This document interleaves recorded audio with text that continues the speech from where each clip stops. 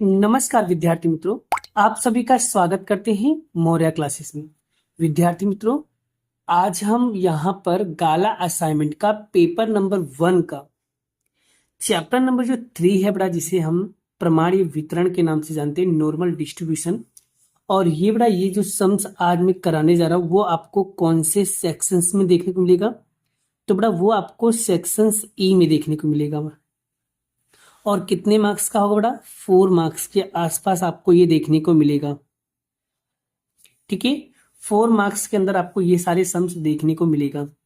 और ये सारे सम्स बहुत इंपॉर्टेंट है बेटा, बहुत ज्यादा ही इंपॉर्टेंट है। सो प्लीज सभी बच्चे स्पेशली बेटा इस चैप्टर को अच्छे से सीखना। और ये चैप्टर को हम ऑप्शन में नहीं निकाल सकते बेटा, कंपलसरी हमें इस क्वेश्चंस को सॉल्व करना ही पड़ेगा। देखो, मैं जो भी क्वेश्चंस पढ़ाता हूँ, भले ही मैं कम वीडियो मेरे आते हैं, लेकिन बेटा मैं वही क्वेश्चंस कराता हूँ जो एग्जाम के अकॉर्डिंग बहुत इंपॉर्टेंट होता है। मैं सारे चैप्टर्स की वीडियो बनाऊंगा, बट मुझे समय का अभाव है बेटा, मेरा ऑफलाइन क्लास ज़्यादा होता है, ऑनलाइन क्लास मेरा बहुत कम होता है, बिकॉज बेटा टाइम नहीं मिल पाता है मुझे। लेकिन मैं डेली एक वीडियो बनाने की कोशिश करता हूँ, ठीक है। बट मैं ऐसा नहीं कह सकता हूँ कि मैं डेली आपके लिए वीडियो बनाऊंगा ही, बट मैं वीडियो डेली बनाता हूँ, ठीक है। वो आप लोगों के डिमांड के अकॉर्डिंग मैं वीडियो को शूट कर रहा हूँ। तो आज मैं गाला का पेपर नंबर 1 में जो सेक्शन ई है बड़ा, जो बहुत इंपॉर्टेंट है, उसके सेक्शन ई में आप लोगों को मैं जो 52 और 53 नंबर पे जो क्वेश्चंस आते हैं, आज मैं वो नंबर कराने वाला हूँ।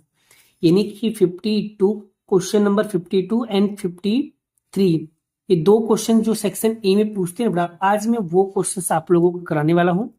और बहुत डिटेल में समझाऊंगा और हर चीजों को मैं समझाने का प्रयास करूंगा कि आपको वो टॉपिक क्या हो जाए, क्लियर हो जाए। तो लेकिन याद रखना, इसमें का जो सम्स है वो थोड़ा सा डिफिकल्ट वाला टॉपिक से, ठीक है। तो सभी चीजों को स्टेप बाय स्टेप समझेंगे। देखो, टेक्स्ट बुक में स्टेप्स नहीं दिए होते, मैं स्टेप्स बनाकर आपको दूंगा।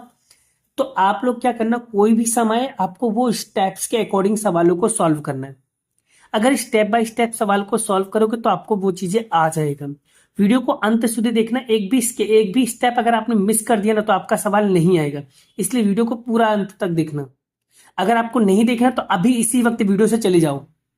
देखना हो, पढ़ना हो, समझना हो, तभी आपको यहाँ पर वीडियो में पढ़ाई करना, वरना बड़ा वीडियो को छोड़कर चले जाना। यहाँ पर मुझे वही बच्चे चाहिए जो बच्चे पढ़ने वाले हो, ठीक है। अगर मेरी बातें बुरी लगती हैं बड़ा, तो बड़ा आप इसी वक्त यहीं से चले जाओ। मेरा काम है कड़वा बोलना, और मैं कड़वा इसलिए बोलता हूँ क्योंकि बच्चों को अगर बेटा यहाँ पर डिस्टर्ब होगा तो मैं बिल्कुल भी बर्दाश्त नहीं करूंगा। मैं बच्चों के लिए आता हूँ, बच्चों को पढ़ाता हूँ, और बच्चों का ही मेन मेरा मोटिव क्या होता है बेटा, बच्चों को पढ़ाना, यानी कि बच्चों को समझ में आना चाहिए बस, ठीक है। फालतू बकवास मुझे बिल्कुल पसंद नहीं है, मुझे सिर्फ और सिर्फ पढ़ने वाले बच्चे ही चाहिए, ठीक है। तो अगर आप लोगों को मेरी वीडियो अच्छी लगती है तो सो प्लीज लाइक कर देना, और अगर अच्छी नहीं लगती तो डिसलाइक कर देना, कोई प्रॉब्लम नहीं मुझे। मेरा एक ही मोटिव है बेटा, मैं जो भी चीज समझाऊं वो आपको समझ में आना चाहिए बस। देखो, करियर आपको बनाना है, सपना आपका है, ठीक है। मैं तो आपकी छोटी सी हेल्प कर रहा हूं जितना मुझसे हो रहा है। जिंदगी आपकी है, आप अपने तरीके से जिए, मुझे कोई प्रॉब्लम नहीं। मेरा काम है समझाना, मैं समझा सकता हूं बस, ठीक है। चलिए आज की क्लास को हम लोग शुरुआत करते हैं। राधे राधे। तो यहां पर आज का क्वेश्चन मैं लेने वाला हूं बड़ा, जो बड़ा गाला के अंदर आपको 52 नंबर का जो क्वेश्चन था बड़ा, वो मैं आपको हिंदी में दे रहा हूं। और हिंदी में वो क्वेश्चन कहां पर मिलेगा बड़ा? उदाहरण नंबर 11 आप लोग निकालिए सभी लोग। उदाहरण नंबर 11 आपको हिंदी में क्वेश्चंस मिल जाएंगे, और मैं डिटेल में समझाने का पूरा प्रयास करूंगा बाबू, आप लोग सिर्फ पढ़ाई करिए बस। एक पाठशाला के कुल विद्यार्थी का चयन 200 विद्यार्थियों द्वारा 100 अंक के एक परीक्षा में प्राप्त किया गया प्रमाणीय वितरण का अनुसरण करता है। गुण के वितरण का माध्य माध्य याद रखना, इस चैप्टर में एक चीज याद रखना, माध्य को हम लोग म्यू के नाम से जानते हैं, इसको बोलते हैं म्यू। और प्रमाप विचलन को हम लोग सिग्मा के नाम से जानते हैं, ठीक है। ये पहला टॉपिक। तो सबसे पहले यहाँ पर हम लोग बड़ा, यहाँ पर ये जो 200 विद्यार्थी है, विद्यार्थी बड़ा, उसकी जगह पे हम लिखेंगे बड़ा यहाँ पर यहाँ पर लिख देंगे कैपिटल एन। तो कैपिटल एन बराबर आपका हो जाएगा 200 और माध्य मतलब आपका हो जाएगा म्यू। तो म्यू आपको दिया है यहाँ पर 60 और सिग्मा यानी कि प्रमाप विचलन आपको दिया है यहाँ पर 8। तो देखो जो जो चीज यहाँ पर दिया था वो मैंने लिख दिया बेटा। माध्य दिया था, प्रमाप विचलन दिया था और विद्यार्थी मतलब एन बराबर 200। कैपिटल एन में लिखना है बेटा। बोलो यहाँ तक क्लियर है सभी को? यहाँ तक क्लियर है? अगर क्लियर है तो जरूर यस या नो का मैसेज करते रहो बेटा। इससे मुझे पता चले बेटा मैं वीडियो बना रहा हूँ तो आपको समझ में आ रहा है। और जो बच्चे कमेंट नहीं करते सबसे बड़े गधे इंसान वही होते हैं, उनको पता नहीं चलता सही क्या है गलत क्या है। इसलिए कमेंट करते जाओ तो मुझे पता चलेगा ना कि मैं जो वीडियो पढ़ा रहा हूँ, जो वीडियो में मैं तुमको समझा रहा हूँ वो चीज आपको समझ में आ रहा है। वो यहाँ तक ये चीजें क्लियर हुआ कि नहीं हुआ? कहाँ से लिखा इसको? तो 200 विद्यार्थी, इसलिए एन बराबर क्या हो जाएगा 200 और माध्य मतलब हो जाएगा म्यू और प्रमाप विचलन मतलब हो जाएगा 8। अब इसके अंदर पहला क्वेश्चन क्या लिखा है पहले पढ़ो।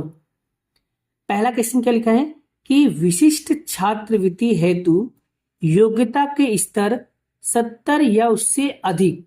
यहां पर बड़ा याद रखना, से अधिक से रिलेटेड अगर कोई कीवर्ड्स अगर आपको दिखाई देता है, याद रखना आपको दो चीजें पहचानना है, से कम से अधिक के बीच।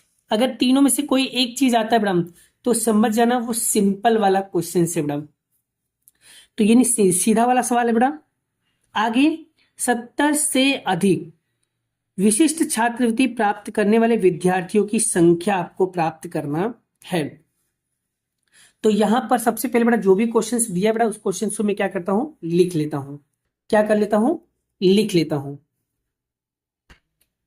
ये देखिए बड़ा पहला क्वेश्चन मैंने यहां पर लिख दिया, विद्यार्थी द्वारा प्राप्त अंक 70 या उससे अधिक होने की संभावना ज्ञात कीजिए।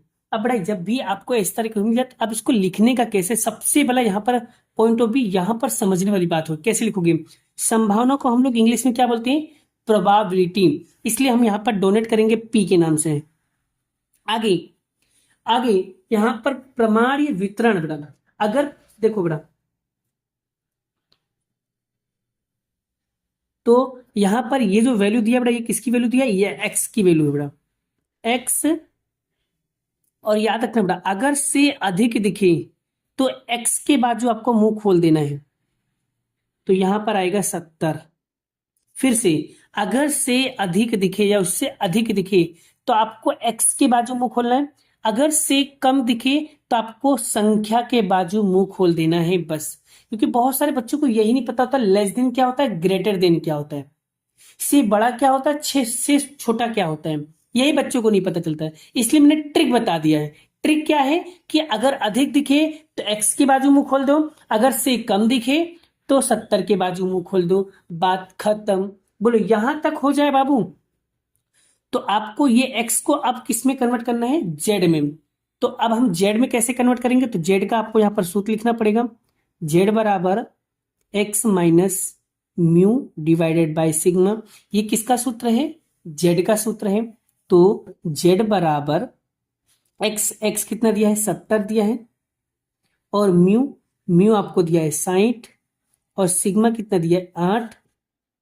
तो 70 में से 60 माइनस करेंगे कितना आएगा? 10 भागे 8।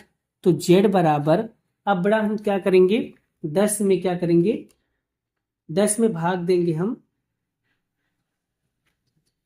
8 से, तो कितना आएगा 1.25, यानी जेड की वैल्यू आ गई 125, 1.25 ना। अब बड़ा इसको जैसे हमने यहां पर लिखा ना वैसे यहां पर लिखना पड़ेगा P। अब यहां पर x था तो यहां पर क्या आ जाएगा? Z greater than 1.25। देखो इतना हो जाए बाबू, जैसे ही आपने ये कंप्लीट कर लिया बड़ा, ये कंप्लीट करने के बाद आपको एक क्या बनाना है? ग्राफ बनाना है। इसी के नीचे, किसके नीचे? इसी के नीचे। मेरे पास जगह नहीं तो बेटा एक काम करता हूं, मैं यहां पर बना देता हूं, राइट। चलिए अब देखो घंटा आकार का कैसे बनाया जाता है, देखो ग्राफ कैसे बनाया जाता है। ऐसे लिटी खींचना है, फिर यहां पर ऐसे करके ऐसे करके ऐसे करके ऐसे आपको करना है। याद रखना ये और ये चीज कभी भी इस लाइन में टच नहीं होना चाहिए, ठीक है। चलिए फिर यहां पर एक लाइट खींचेंगे, यहाँ पर जेड बराबर क्या हो जाएगा? 0, यहाँ पर हो जाएगा माइनस इन्फिनिटी और यहाँ पर हो जाएगा प्लस इन्फिनिटी। ठीक है।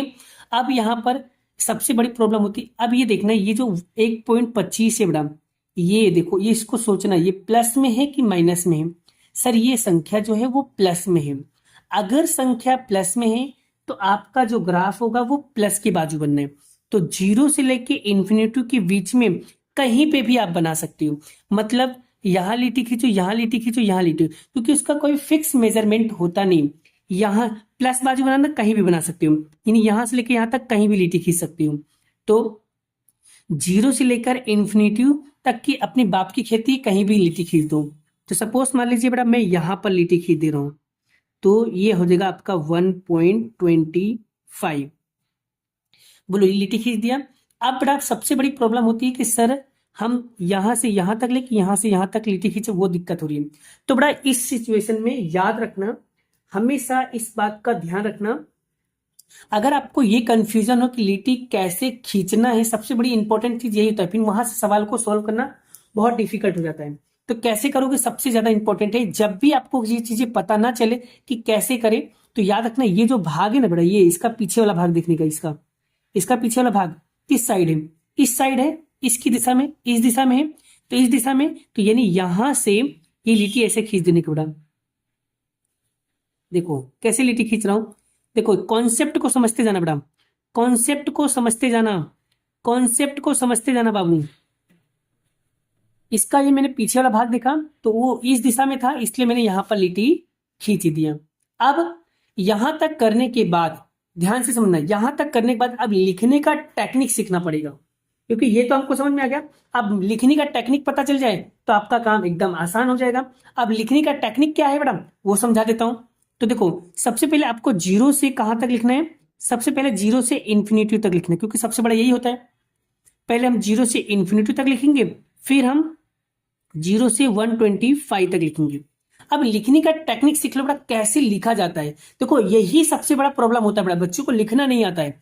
सवाल तो आता है बट लिखना नहीं आता है, इसलिए लिखना सिखा रहा हूं, ध्यान से सीखिए। देखो पी, सबसे पहले जीरो से कहां तक जाएंगे, इन्फिनिटी, तो जीरो से इन्फिनिटी, और बीच में आपको लिखना है जेड, यहां पर लिखना है लेस देन, लेस देन।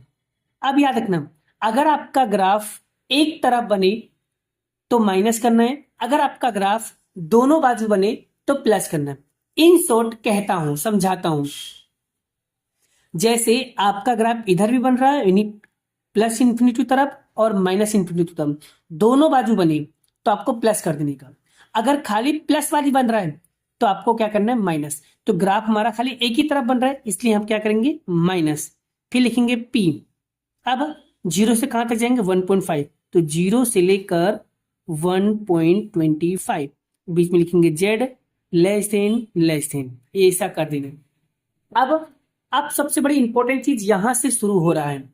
देखिए मैडम, जीरो से लेकर इन्फिनिटी तक की जो कीमत होती है वो हमेशा फिक्स होती है।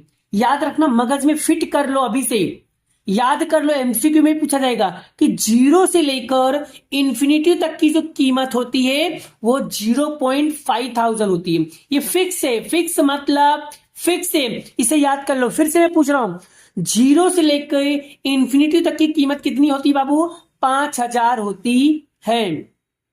तो 0.5000 माइनस। अब इसकी वैल्यू आपको जेड टेबल में देखनी पड़ेगी। अब जेड टेबल में कैसे देखा जाता है उसकी टेक्निक मैं आपको सिखाने जा रहा हूं, ध्यान से सीखना।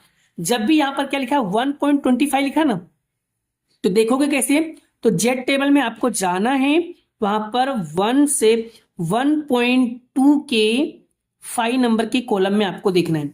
तो ये रहा हमारा जेड टेबल, इसको हम बोलते हैं जेड टेबल। तो यहां पर क्या लिखा है बाबू, 1.2 के 5 कॉलम में देखेंगे, तो 1.2 कहां है सर, ये रहा 1.2। देखो ये जेड लाइन है, इस लाइन को देखने का, तो 1.2 के 5 नंबर के कॉलम में देखो, ये रहा, देखो 5 नंबर ये रहा। तो 1.2 के 5 नंबर के कॉलम पे क्या लिखा हुआ है, 0.3944, 0.3944, 0.3944। अब इसमें से क्या करना है हमको, माइनस करना है। क्या करना है भाई साहब, माइनस करना है। चलिए माइनस करेंगे तो कितना आएगा 0.1056। ये क्या होगा हमारा फाइनल आंसर होगा। लेकिन लेकिन यहां पर क्या बोला, विद्यार्थियों की संख्या कितना दिया है, एक्चुअल में 200 दिया है बेटा। यहां पर देखो 200, तो जो भी आंसर आएगा उसको हम 200 से मल्टीप्लाई करेंगे। तो यहां पर वही लिखना पड़ेगा। कैसे लिखोगे बेटा, तो यहां पर पहले हिंदी में लिखना पड़ेगा, 70 से अधिक अंक प्राप्त करने वाले विद्यार्थी का अपेक्षित संख्या।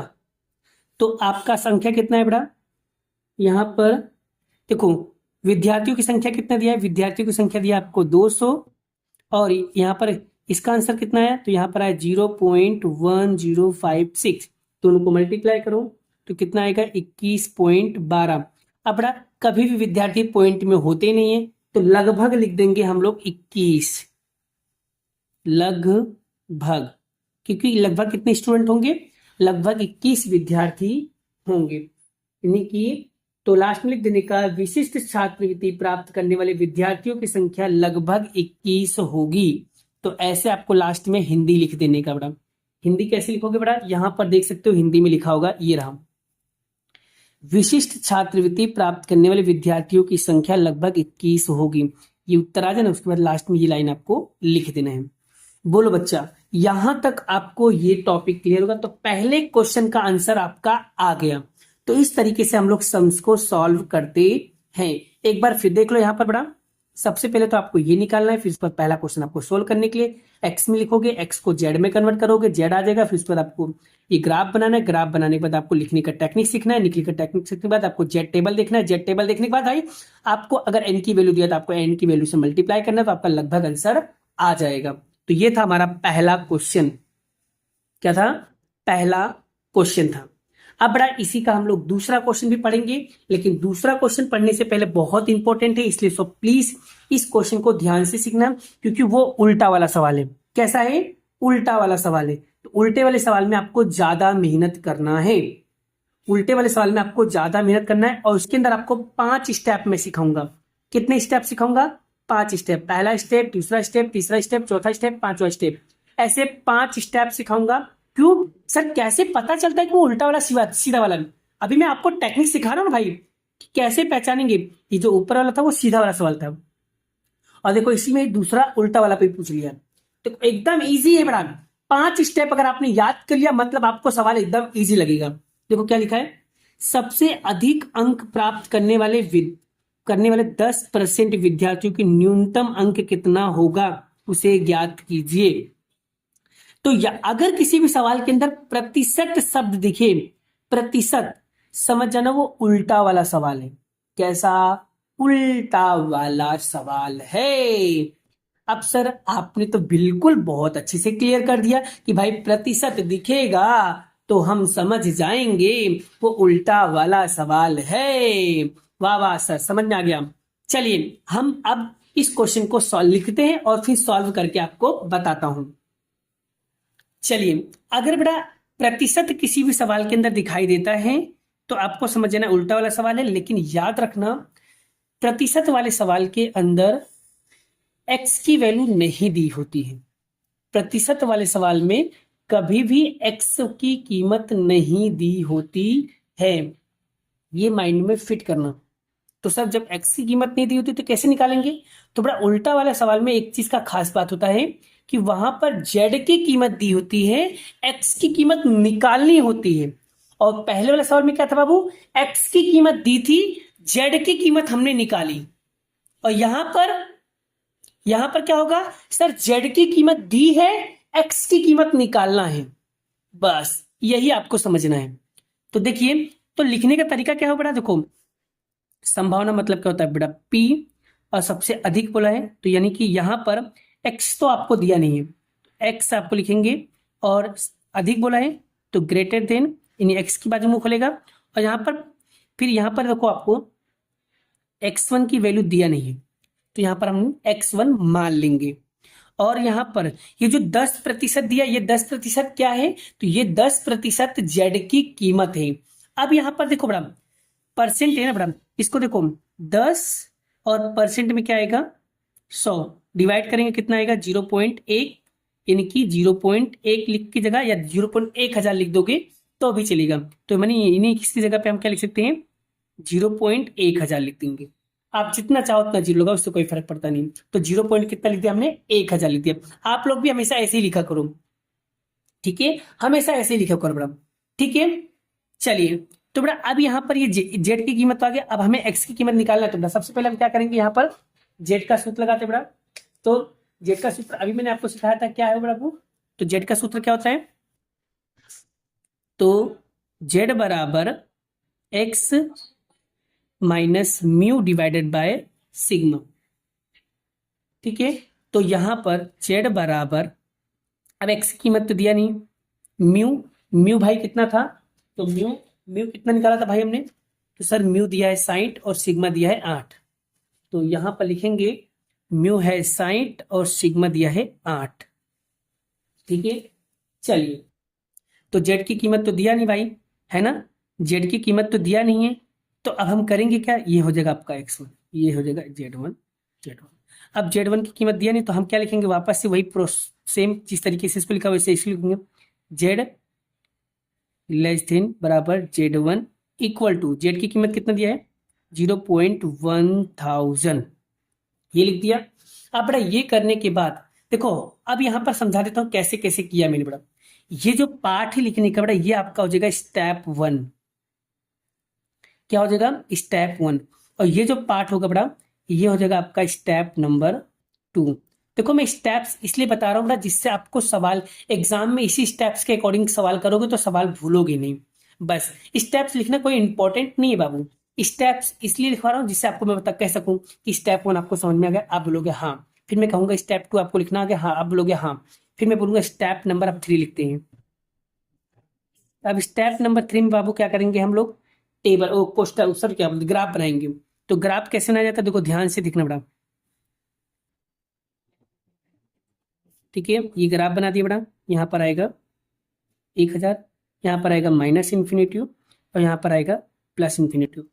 अब एक चीज का ध्यान रखना बाबू, अब यहाँ पर एक चीज का आपको ध्यान रखना है कि कैसे आप लोग सम्स को सॉल्व करने वाले हो, कैसे आप लोग सम्स को क्या करने वाले हो, सॉल्व करने वाले हो। इतना अगर आपका कॉन्सेप्ट क्लियर है, माइंड क्लियर है तो आप सच में सवाल को कंप्लीटली कर पाओगे, ठीक है।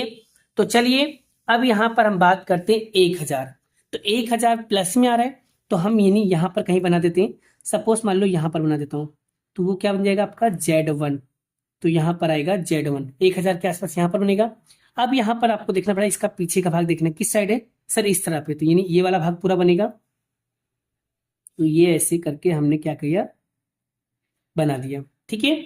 अब आपका जो लिखने का जो सबसे बड़ा तरीका होगा बड़ा, वो लिखोगे कैसे, सबसे बड़ी प्रॉब्लम यही तो है, लिखोगे कैसे, जेड की कीमत तो आपको दिया है ना, तो लिखोगे कैसे। तो लिखो, यहां पर लिखने का तरीका देख लो। सबसे पहले हम बाबू कहां तक जाएंगे, जेड से लेकर के इंफिनिटी तक जाएंगे, फिर यहां से लेकर के Z1 तक जाएंगे। तो देखो जेड की कीमत आपको पहले से दिया है मैडम, तो यहां पर लिखोगे कि पहले इसको लिख दो, देखो 0.1000 आपको पहले से लिख देना है, फिर बराबर करना है, फिर यहाँ पर आपको लिखना है, देखो यहाँ से यहाँ तक, तो यानी 0 से लेकर पहले आप कहाँ तक जाओगे, इन्फिनिटी तक, ठीक है। और ग्राफ एक तरफ बन रहा है इसलिए क्या करेंगे माइनस, फिर 0 से लेकर Z तक, तो 0 Z लेस देन Z1। अब यहाँ पर ध्यान दे पड़ा, 0.1000 बराबर बड़ा 0 से लेके इंफिनिटी तक की वैल्यू मैंने आपको बताया था कितना होता है, 0.5000 होता है, ठीक है, माइनस, तो 0 लेस देन Z1। अब ये माइनस का है, बराबर के उस साइड जाएगा तो क्या हो जाएगा प्लस का, क्या हो जाएगा प्लस का, ठीक है। सॉरी ये आपका क्या है बाबू, ये आपका प्लस का, इधर आएगा तो माइनस का। तो 0.1000 minus 0.5000 equal to minus P 0 less than Z1। अब इसमें से माइनस करेंगे क्या आएगा, माइनस का 0.4000 बराबर माइनस, तो यहाँ पर 0 लेस दे Z1 होगा। अब देखो माइनस से माइनस क्या हो जाएगा, आपका कैंसल हो जाएगा। तो यहाँ पर क्या आएगा, यहाँ पर आएगा आपका 0.4000 बराबर P0 लेस देन Z1। ठीक है, यानी कि आपका Z1 की यहाँ पर एग्जिट वैल्यू कितना है, 4000 आया है। जैसे ही आपका ये 4000 आ जाए, उसके बाद बेटा आपका एक काम करना होगा, उसके बाद आपको एक टेबल रेडी करना रहेगा। अब यहाँ मैंने बोला ना, उल्टा वाला सवाल में ऐसे ही करना होता है भाई साहब, जैसा मैं सिखा रहा हूं वैसे ही करना है। सच में बहुत इजी है। स्टेप 3 यहां तक कंप्लीट हो गया बेटा, स्टेप 3 कंप्लीट। स्टेप 4 के अंदर आपको बनाना है टेबल। स्टेप 4 में क्या करना है बाबू, आपको बनाना है टेबल। अब टेबल कैसे बनाया जाता है उसे ध्यान से सीखना। ये रहा अपना आपका स्टेप नंबर 4। स्टेप नंबर 4 में आपको क्या करना होता है, एक छोटा सा टेबल रेडी करना होता है। अब आप बोलोगे सर इतना हार्ड सवाल, इतना लंबा सवाल कैसे हो सकता है। बड़ा सवाल लंबा नहीं है बड़ा, मैं लंबा खींच रहा हूं, पता है क्यों, जिससे आपके कॉन्सेप्ट को क्लियर कर सको। ये पहला क्वेश्चन है बड़ा, अगली बार से जब दूसरा वीडियो बनाऊंगा ना, उसमें फटाफट फटाफट फटाफट करूंगा। पहले वीडियो में मुझे कॉन्सेप्ट को सिखाना था, इसलिए बड़ा मैं पूरे पांच स्टेप आपको एकदम स्टेप बाय स्टेप सिखा रहा हूं, जिससे आपको पता चले पहले स्टेप में ये किया, दूसरे स्टेप में ये किया, तीसरे स्टेप में ये किया, चौथे स्टेप में ये किया। और चौथे स्टेप में आपको क्या करना है बड़ा, यहां पर जेड टेबल बनाना है आपको, वो भी अनुमानित मूल्य निकालने के लिए। तो आपने जो 0.4000 की जो कीमत निकाला है, ये अनुमानित मूल्य आपको जेड टेबल में ढूंढना होगा। अब कैसे ढूंढते हैं वो मैं आपको सिखा रहा हूं। अब बड़ा यहाँ पर कोष्टक से क्षेत्रफल और जेड प्राप्तांक आपको लिखना है। फिर यहाँ पर क्या लिखो, 4000 के पहले की कीमत निकालना है, फिर 4000 के बाद की कीमत निकालना है, फिर औसत मूल्य निकालना है। अब ये कैसे निकाला जाता है, तो ये अब इसके लिए बड़ा आपको क्या करना है, एक जो जेड टेबल होता है ना, जेड टेबल, वो जेड टेबल के अंदर आपको ढूंढना होगा कि कहां पर है 4000 की एग्जिट। देखो 4000 एग्जिट वैल्यू तो आपको नहीं मिलेगा, लेकिन हाँ 4000 के पहले की वैल्यू और 4000 की बाद की वैल्यू आपको मिल जाएगा।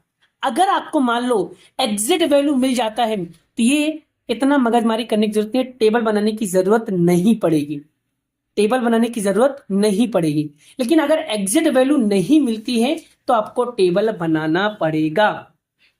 तो चलिए देखते हैं 4000 की शुरुआत कहां से होती है। तो सर 4000 4000 4000, हाँ सर ये देखो देखो 3997 और 4015, तो ये देखो वैल्यू मिल गया। देखो एग्जैक्ट वैल्यू नहीं मिला, लेकिन 4000 के पहले वाली वैल्यू मिल गया, 4000 के बाद वाली वैल्यू मिल गया। अब ये चीजें बड़ा आपको कहाँ लिखना है, क्षेत्रफल के अंदर लिख देना बड़ा। कहाँ लिखना है, क्षेत्रफल के अंदर आपको लिख देना है। कहाँ लिखोगे, क्षेत्रफल के अंदर आपको लिख देना है। ठीक है, चलिए तो यहां पर हम लिख देते बड़ा वो वाली वैल्यू, क्या था वैल्यू 0.3997, और ये वाली वैल्यू कितनी थी 0.4015, ये वाली इसकी वैल्यू थी। अब यहां पर कैसे लिखोगे वो समझाता हूं, देखो अब यहां पर देखो बड़ा, यहां पर जो वैल्यू हमने लिखा था ये रहा, ये रहा। अब ये वैल्यू देखो कैसे मिला होगा, तो ये वैल्यू इस लाइन में जाना है, यहां पर ये देखो सर 1.2 के, और कौन से कॉलम में भाई, 8वें कॉलम में है।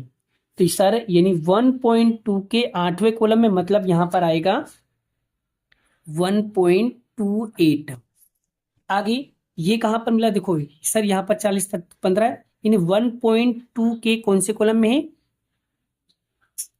1.2 के 9वें कॉलम में है। तो यानी कि यहां पर आएगा 1.29। बोलो यहां तक क्लियर हुआ, यहां तक हो जाए भाई, तो उसके बाद आपको करना क्या है, उसके बाद आपको औसत मूल्य निकालना है। अब औसत मूल्य कैसे निकाला जाता है, ध्यान से सीखिए। सबसे पहले करना क्या है बेटा, ये वाली वैल्यू और ये वाली वैल्यू दोनों को आपको क्या करना है, प्लस करना है। ये वाली कीमत और ये वाली कीमत दोनों को प्लस करके 2 से डिवाइड करना है। करो कैलसी के अंदर, कैलसी निकालो, अरे भाई निकालो ना यार। ये वाला और ये वाला दोनों को पहले प्लस करो, और प्लस करके आपको 2 से डिवाइड करना है।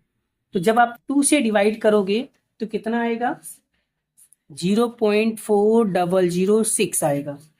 ठीक है, और सेम उसी तरीके इसको भी इन दोनों को प्लस करके 2 से डिवाइड करना है, तो 2 से डिवाइड करेंगे तो यहाँ पर आएगा 1.285 होगा। बोलो यहाँ तक क्लियर हो गया, यहाँ तक क्लियर हो गया। यहाँ तक हो जाए तो लास्ट एक दूसरा 5वें स्टेप में क्या करना है, अब मैं आपको वो सिखाने जा रहा हूँ, पहले यहाँ तक सीख लो। अब उसके बाद बेटा 5वें स्टेप में आपको ये देखना है, ये जो Z1 था बेटा, तो अब आपको ये देखना है 4000 लिखा है, जो 4000, ये 4000 के करीब सबसे करीब कौन है, सबसे पास में कौन है। देखो इसमें 3997, 4000 में कितना कम पड़ रहा है, तो सर यहाँ पर कम पड़ रहा है 3। सर इसमें 4000 में कितना ज्यादा है, तो सर 15 ज्यादा है। सर इसमें 4000 में कितना ज्यादा है, सर 6 ज्यादा है। तो सबसे करीब कौन हुआ फिर, सर सबसे करीब तो ये हुआ क्योंकि इसमें 3 ही कम है, तो सबसे करीब कौन सा हुआ, ये। तो जेड प्राप्तांक आपका कितना होगा बाबू, 1.28 होगा, तो यहाँ पर लिखेंगे 1.28। ठीक है, ये मिल जाए बेटा। अब आपको बेटा यहाँ पर पहले स्टेप में क्या लिखा था बेटा, तो पहले स्टेप में ये रहा आपका। ठीक है, अब ये वाला स्टेप्स आपको क्या करना है, यहाँ पर लिखना है, तो इससे आपको x की वैल्यू मिल जाएगी। तो यहाँ पर मैं लिख रहा हूँ Z1 बराबर x1 माइनस 60 बाय सिग्मा, आपको कितना दिया था बड़ा, यहाँ पर 8। ठीक है, अब यहाँ पर Z1 की कीमत कितना दिया, तो Z1 की कीमत दिया यहाँ पर 1.28 बराबर x1 माइनस 60 बाय 8। अब ये इधर डिवाइड में है, इधर साइड आएगा तो क्या होगा, मल्टीप्लाई में, तो 1.28 का मल्टीप्लाई करेंगे 8 से, तो यहाँ पर आएगा x1 माइनस 60। अब इन दोनों को क्या करना है, मल्टीप्लाई करना। चलिए मल्टीप्लाई करो, 1.28 का मल्टीप्लाई करेंगे हम 8 के साथ, तो यहाँ पर कितना आएगा, 10.24 इक्वल टू क्या आएगा, x1 माइनस 60।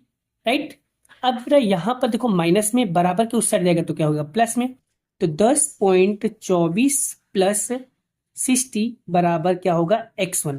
अब इन दोनों को क्या करना है, प्लस करना है, तो 60 प्लस 10.24 कितना आएगा, 70.24 बराबर x1। यानी आपका x1 की रियल वैल्यू क्या आ गई बाबू, तो यही क्या है आपका 70.24, ये आपका x1 की real value and final answer आपका यही है। तो आपका फाइनल आंसर क्या होगा, यही होगा। तो विद्यार्थियों का यानी कितने विद्यार्थी का अंक यहाँ पर प्राप्त हुआ, तो एक्चुअल में हम लिख सकते हैं अनुमानित मान में 70।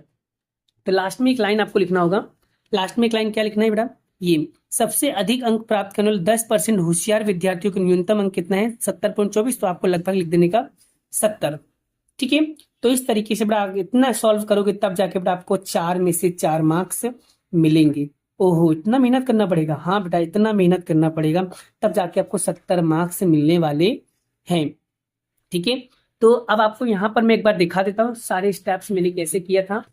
तो देखिए सबसे पहले बेटा मैंने स्टेप 1 लिखा था, स्टेप 1 हमारा कंप्लीट होने के बाद मैंने स्टेप 2 लिखा, स्टेप 2 के बाद मैंने स्टेप 3 में यहाँ पर कोष्टक बनाया, मतलब सॉरी ग्राफ बनाया। स्टेप 3 कंप्लीट होने के बाद मैंने यहाँ पर स्टेप नंबर 4 बनाया टेबल, और स्टेप 4 कंप्लीट हो जाने के बाद मैंने स्टेप नंबर यहाँ पर स्टेप नंबर मैंने 5 लिखा। ठीक है, तो ये हमारा था स्टेप नंबर 5, और ये वैल्यू कैसे निकाला वो भी मैंने आपको बता दिया कि 4000 की जो सबसे करीब वैल्यू होती है आपको वही लेना रहेगा। तो ये करने के बाद ये आपका स्टेप 5 में ही आपका आंसर आ जाता है। आप बताओ बेटा आप लोगों को ये क्वेश्चन सच बोलना, दिल से बोलना, समझ में आया कि नहीं आया। अगर आ गया है ना तो वीडियो को सबसे पहले क्या करना है, लाइक करना है, और चैनल को अगर नहीं सब्सक्राइब किया तो सब्सक्राइब कर लेना, और वीडियो को शेयर नहीं किया तो फटाफट शेयर कर दीजिए। ठीक है, आज हमने एक क्वेश्चन कराया, आने वाली वीडियो में बेटा मैं आपको दूसरा क्वेश्चन कराऊंगा, वो भी इंपॉर्टेंट होगा। ये मार्च 24 में पूछा गया था, तो आने वाली वीडियो में बेटा मैं वापस से मार्च 24 का एक नेक्स्ट क्वेश्चन लेने वाला हूँ। ऐसे करते करते मैं बोर्ड के सारे क्वेश्चन आपको यूट्यूब पे चलाने वाला हूँ। तो वीडियो के अंदर अगर आपने जुड़ा नहीं है तो आप लोग फटाफट जुड़ जाइए, और वीडियो को अगर आपने सब्सक्राइब नहीं किया तो फटाफट सब्सक्राइब कर दो, लाइक कर दो, शेयर कर दो। ठीक है, अगर आप लोग को ये वीडियो समझ में आ गई तो वीडियो को बहुत ज्यादा लोगों को शेयर करो। ठीक है, अगर आपको नहीं समझ में आया तो वीडियो को वापस से एक बार रिपीट करके चेक करना, शायद आई थिंक आपको वो वीडियो समझ में आ जाए। तो बस आज के लिए इतना ही, मिलते हैं नेक्स्ट वीडियो में। राधे राधे, जय श्री कृष्ण, राधे कृष्ण की जय, जय माता दी दोस्तों, बाय बाय।